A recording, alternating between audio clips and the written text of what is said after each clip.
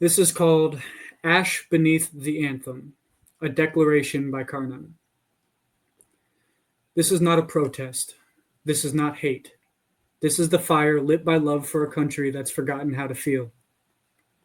If you've ever felt like something's wrong but couldn't name it, this is for you.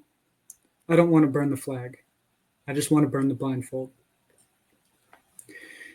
You asked what makes America the greatest country in the world? Let me break that with bone against steel. It's not the flag, not the anthem, not the pledge, not the bombs bursting in air while they lock children in cages. Not Wall Street, not Hollywood, not the illusion of freedom dressed as capitalism. No. If there is greatness here, it's not in the marble halls. It's in the cracked sidewalks. It's the voices that were never meant to speak, speaking anyway. It's the dissidents, the punks and prophets, the undocumented dreamers, the chain breakers, the pain carvers, the addicts who claw back to life, the poor who refuse to bow, the ones who lost everything and still built art from the ashes. You ask what makes America great? You. The ones who refuse to kneel to false idols, the ones who know the system is rigged, but still find a way to tear it open and slip truth in through the seams. It's the soil that remembers every scream buried beneath its highways. It's the kids rewriting the script with nothing but rust and resolve.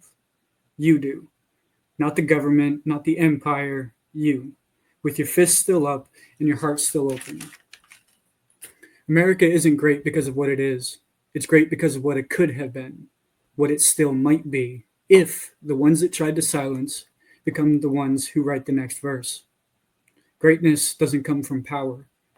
It comes from pain remembered, from truth spoken with teeth still bloodied from the last fight.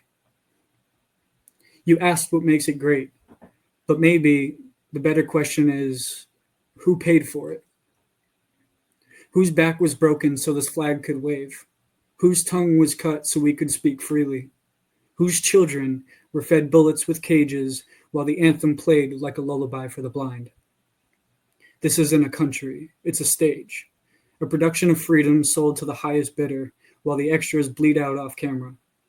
You call it liberty? I call it leveraged breath. Try being free with a felony on your name, with your skin already tried before you speak, with healthcare priced like oxygen on Mars. We're addicted, not just to pills, but to illusion. Red, white, and blue colored dopamine. A country that made war a product and healing a privilege. Tell me how we fund missiles but can't feed the starving. How we cage men and women for addiction and call that justice, while the CEOs of Big Pharma swim in money-laundered blood. You say support the troops? Then why are they killing themselves at home faster than they were in combat? PTSD isn't a foreign wound. It's a silence we trained into them, then abandoned like faulty weapons. America isn't dying. It's already dead. You're just in love with the echo of its name. But I'm not here to mourn. I'm here to resurrect the truth.